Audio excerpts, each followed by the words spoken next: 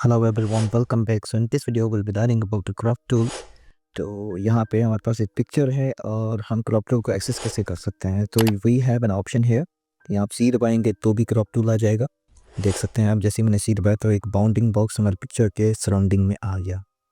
अब सबसे पहले तो मैं इसको फ्रीली मूव भी कर सकता हूँ। For example I just want this man, मैं बाकी की एरिया को मूव करना चाहता हूँ तो मैं क्या करूँगा, इसको फ्रीली मूव करके यहाँ पे और एंटर प्रेस करूँगा।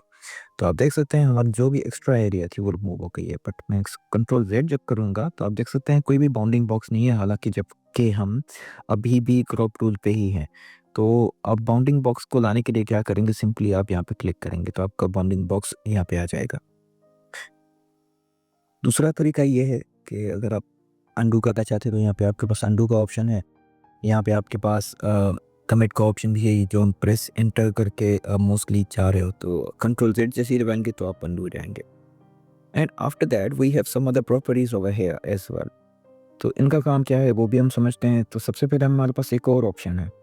अगर मैं क्रॉप करना चाह रहा हूँ और मैं इसको क्रॉप में छोटा नहीं कर रहा, मैं इसको बड़ा कर रहा हूँ, like I have a specific resolution, तो मैं इसको उस हिसाब से बड़ा कर रहा हूँ। फॉर एग्जांपल तो आप देख सकते हैं कि यहाँ पे जैसे मैं इंटर प्रेस करूँ तो एक वाइट स्पेस आ जाता है, बट मैं चाहता हूँ कि नहीं ये फिल हो जाए।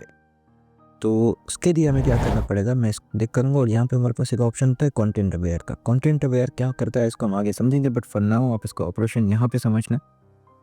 जैसे ही अब मैं इसको बड़ा करूँगा तो आप देख सकते हैं अभी एक वाइट वैक्यूम ही है, स्पेस ही है, बट जैसे ही मैं इसको कमिट करूँगा तो ये अप्लाई हो जाएगा, ये फिल हो जाएगा in accordance with the content इसके साइड में जो है, लाइक दिस एरिया। तो इसने अपने से ही प्रोसेसिंग करके इसको फिल कर लिया है। इसको हम कहते हैं कंटेंट अवेयर, कि ये कंटेंट की अवेयरनेस के हिसाब से, लाइक मैं इसको यहाँ पे थोड़ा सा बड़ा कर देता हूँ, वो ज़्यादा हो गया था। तो नाउ यू कैन सी हमारे पास एक कंटेंट अवेयर की हेल्प से हमारी पिक्चर एक्सटेंड हो गई है। विद यहाँ पे हमारे पास वाइट वैक्यूम नहीं है, हमारी पिक्चर बेसिकली एक्सटेंड हो गई है। मैं अंडू करता हूँ। Now coming to these properties, so first of all we have some presets over here. मैं जैसे ही इन प्रीसेट्स को क्लिक करूँगा, इनको क्लिक करके, तो आप देख सकते हैं कि हमारे पास ये उस प्रीसेट के हिसाब से क्रॉप टूल आ जाता है।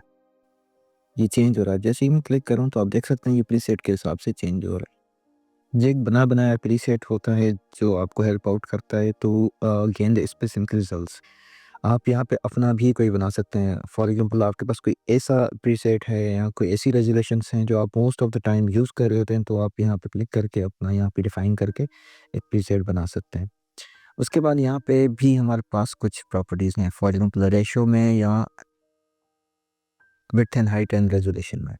रेशो में अगर मैं चला जाता हूँ तो हमारी देखते हैं कुछ बॉक्सेस कम हो जाते हैं। क्यों? क्योंकि अब ये हमसे रेशो में पिक्चर मांग रहा है। फॉर एग्जांपल मुझे एक स्क्वायर पिक्चर चाहिए एंड वी नो कि स्क्वायर पिक्चर का जो रेशो होता है वो 1/1 होता है। तो आप देख सकते हैं कि हमारा एक स्क्वायर प्रीसेट बन के हमारे पास आ गया है। राइट, मैं इसको क्लियर करता हूँ।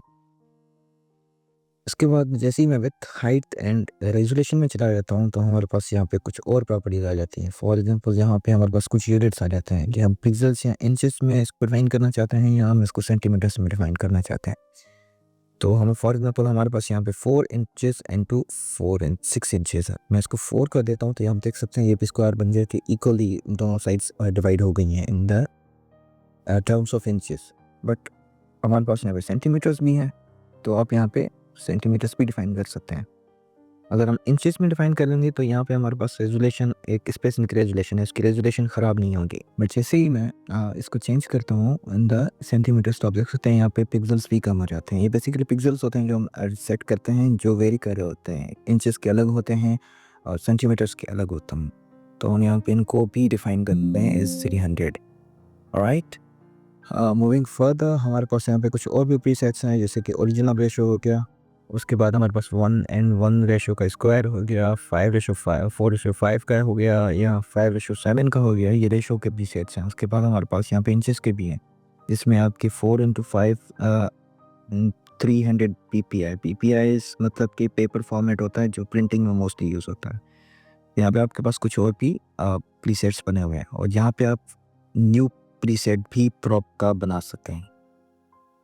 राइट, फॉर नाउ हम ओरिजिनल रेशो की तरफ ही जाएंगे। उसके बाद हमारे पास यहाँ पे एक और ऑप्शन है स्ट्रेटन का। स्ट्रेटन का ऑप्शन ये है कि मैं चाहता हूँ कि मैं इसको इस एंगल में स्ट्रेट कर दूँ। लाइक ये वाली जो एंगल है ना, ये हमारी बिल्कुल सीधी एरिया है। यहाँ आपको मैं और भी आसानी से करके बता सकूँ। तो मैं चाहता हूँ कि ये जो यहाँ पे हमारा इसका स्केटबोर्ड है वो इस एंगल में है, वो इस एंगल में आ जाए, सीधा आ जाए। तो मैं क्या करूँगा, यहाँ पे इसकी एक पॉइंट डिफाइन करूँगा कि ये वाली एंगल है, ये स्ट्रेट हो जाए, राइट। तो आप देख सकते हैं ये स्ट्रेट हो गई। Reflect in opposite direction and after that मैं इसको अनडू कर रहा हूँ। हमारे पास यहाँ पे ग्रिड्स का ऑप्शन है कि आप ग्रिड्स किस हिसाब की चाहते हैं। फॉर एग्जाम्पल यहाँ पे हमारे पास है 3x3 का ग्रिड। मैं चाहता हूँ कि नहीं थोड़ी सी ज़्यादा हो ताकि मुझे आसानी हो जाए। यहाँ पे बस डायगोनल ग्रिड्स भी आ जाते हैं। यू हैव ट्राइंगल ग्रिड्स कि आपके पास ट्राइंगल्स बन के आ जाते हैं। You have golden ratio grids कि ये इसमें ये होता है कि सेंटर और जो आपके साइड्स हैं वो एक डिफरेंट रेशो में डिवाइड हो जाते हैं।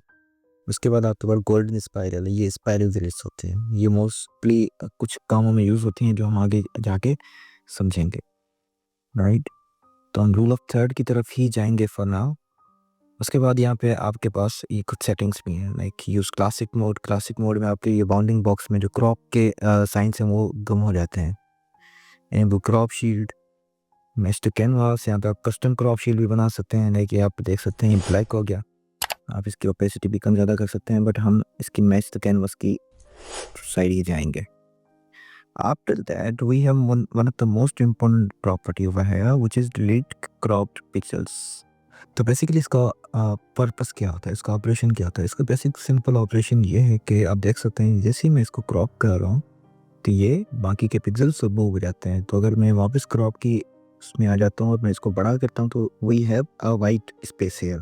बट मैं चाहता हूँ कि नहीं, मैं जब इसको क्रॉप करूँ तो बाकी के पिक्सल सेम ही रहें। तो अगर इन केस मुझे वापस आना पड़े, इसको बड़ा छोटा करना पड़े, तो मुझे वो बाकी की फील्ड वापस मिले। तो उसके लिए सिंपल है, मैं इसको अनटिक कर दूँगा।